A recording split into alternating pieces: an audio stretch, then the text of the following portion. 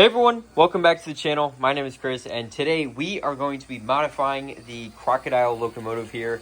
In a recent video, we went ahead and unboxed this haul from Facebook Marketplace, and in an even more recent video than that, we went ahead and we built it and reviewed it, and then also got some footage of it running around my layout. And so with that being said, in that review, there were a number of things that I had wanted to change. So today's video is that day. We are going to be going through and we are going to be modifying the set here. There's not going to be a terrible lot of modifications that need to be done, but there are still a couple of things that I want to address. So with that being said, let's get started. So the main issue that I want to address in today's video is this gap right here. As you can see, there is a full brick difference here in between the main cab and then each of the two noses on either end. And so this needs to change. This is not something that I really like. I don't think it looks very good. And so we are going to be ripping apart this section here along with that one. And then we are going to go ahead and fix it up. Now, I'm not entirely sure how that's going to go. It should be pretty simple, but I guess we'll see how these changes start to take shape here. And then once we take care of that, then we can see how it looks and then make sure everything runs smoothly around the layout.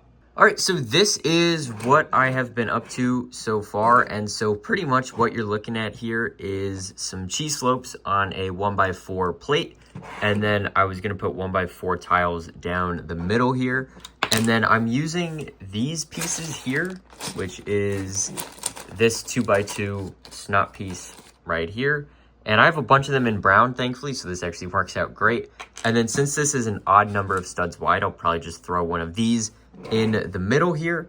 And then you can actually see I started with just these first, but then I didn't have a way to connect the pieces, the 1x4 plates with the cheese slopes on the outside. So that is what I have come up with so far. And then before I go any farther with it, I think I'm actually going to connect this back to the train, and then we can do a little bit of a test run just to see how this is going to shape up. So let me finish up the other side here, and then we can take it through an S-curve through the city to see how everything works. All right, so I didn't even bother fixing up the top of it because if this doesn't work, then I need to go back to the drawing board. So I'm just going to turn the train on and have it go pretty slow just so it can kind of get it tested here. So as you can see, it is looking pretty good so far through this S-curve here, and it looks like it is actually working. So that's great to see. This is a super simple fix, like I said, just the 1x4 plate and the cheese slopes, and then the tiles in the middle, and then the cheese slopes on the other side. I do still need to get that one other tile for the middle, but this is looking pretty good. Now, I can't fully take credit for this. The design with the plates and the cheese slopes, I did get inspired by Bricks, so I will leave his video in the top right and also in the description if you guys are interested in checking out his modification video. But how I'm connecting these pieces are slightly different just because I didn't have any 1x1 snot bricks in brown. So I'm doing things a little bit differently here, but this is working out pretty decently well so far. And so once again, huge shout out to Bricks for the inspiration there. But with that, let's go ahead and fix this side up, and then we can compare it to the other side to see the gap versus the no gap, and then we can build up the other side and take it from there. And so just for reference, these are the pieces that you'll need in order to modify one side of the model. So you have to duplicate all of these pieces here if you want to modify both sides. But basically, it's just 3 1x4 tiles, 4 1x2 plates, 8 1x1 cheese slopes, or 4 1x2 cheese slopes if you have them, 2 1x4 plates, 1 1x1 plate, 3 1x1 modified bricks or snot bricks, 1 of the D-snot piece here, and then 2 of these 2x2 modified bricks or snot pieces. And so these are all the pieces you'll need. Every piece that's in brown is going to be on the outside, or at least visible from the outside. So then those need to be brown, but these pieces in this column right here, the 3 snot bricks, and then this one up at the front, they can be any color. I'm just using the ones that I have available to me, which are coincidentally both pieces that I have found on the Pick-a-Brick wall previously. And so now to do the other side, I'm just going to kind of give you guys a quick glimpse as to how I do this. So I'm just taking off these 2x2 tiles and 1x2 plates on either edge, and then I am going to take the clips off as well. You don't really need to take everything apart here.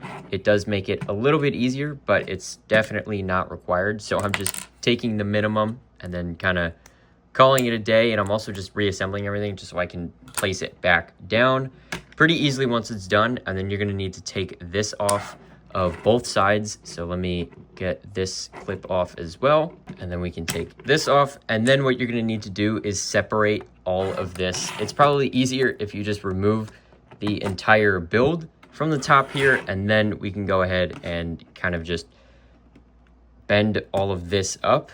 And then you're going to want to take out this section right here, which is these 1x3 plates and this 1x3 brick. And then what you're going to want to do is take your whatever color snot bricks you have. You're going to place one here, and then you are going to place one there. And then you're going to take your snot bricks, the 2x2s, and then you're going to place a 1x2 plate on the back and then place that on top. And then you're going to do the same for the other side as well. So again, the 2x2 snot piece and then the 1x2 plate. And then you're going to just place that on top. And then before you press this down, what you're actually going to want to do is make this assembly right here, which is the 1x1 snot brick, the D-snot piece on top of that, and then a 1x1 plate underneath anything. This 1x1 plate could be any color. I just happen to have a lot in brown. So that slides in, and then you're gonna just place that on top. The 1x1 plate down here isn't sitting on a stud. This 1x5 rounded plate here, this Technic plate, it doesn't have a stud in the middle. So you kind of have to just wedge it there, and then the top will just hold it in place. And then once that is in, that is all good to go. And so now we can start rebuilding this. So what you're going to do is you're going to take each of your two 1x2 plates remaining and put them there. And then you can go ahead and actually place these back on. And then this is much more simpler to get on as opposed to taking it off. So that works out pretty good. And then you can put all of this to the side. And then what you're going to want to do is take your cheese slopes and put them on the 1x4 plates like so.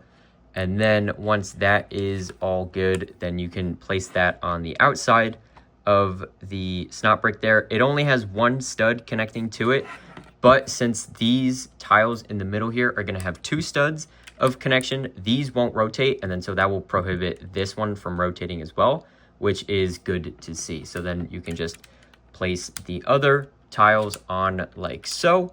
Then you can go ahead and get the final assembly here, which is again the 1x4 with the cheese slopes on it, and then that just connects like so. And then that is pretty much that there. So super simple, super easy, but it works. And despite the fact that those snot pieces are jutting out into this area here where these rounded pieces go, I haven't found it to be obtrusive in any way, so that is all good. And then you can just press this down, and then it is smooth sailing from there. So now we can connect this back up and give it one more test around the layout just to make sure that everything works when it's on both sides. But as you can see, this looks much better. This looks so much better when it's actually covered up like that. Like I said, the cheese slopes are a little bit tall, and they do cover the windshield ever so slightly. But I don't think it's that big of a deal. I think it looks fine for the most part, and I'm pretty happy with it. So with that, let's go ahead and get this back in the city. But actually, one more thing before I forget. These are all the extra pieces that you're going to be left over with. So you're going to have two of these assemblies here, which is each two 1x3 plates and then the 1x3 brick. And then you're going to be left with these modified bricks here with the vertical slats on one side and the horizontal on the other. So that works out pretty good. It's pretty simple, very simple actually, and it looks great. So once again, shout out to Jang Bricks for the inspiration. And with that, let's go and test it in the city. And so here it is coming around the layout, as you can see, and I think it looks fantastic. The gaps on it are extremely minimal now, which is great to see. And I let it run around the layout a couple of times just to see if there were any hiccups with it, and thankfully there were not. So that is where we're going to wrap up the video. Make sure to like the video and subscribe, as well as turn on the bell notifications so you don't miss any future uploads. If you guys have any feedback for me on if I should have converted the buffers to the ball joint style like the Orient Express, drop a comment down below to let me know if I should make that change. But once again, seriously, thank you guys so much for watching, and I can't wait to see you next time. Bye for now.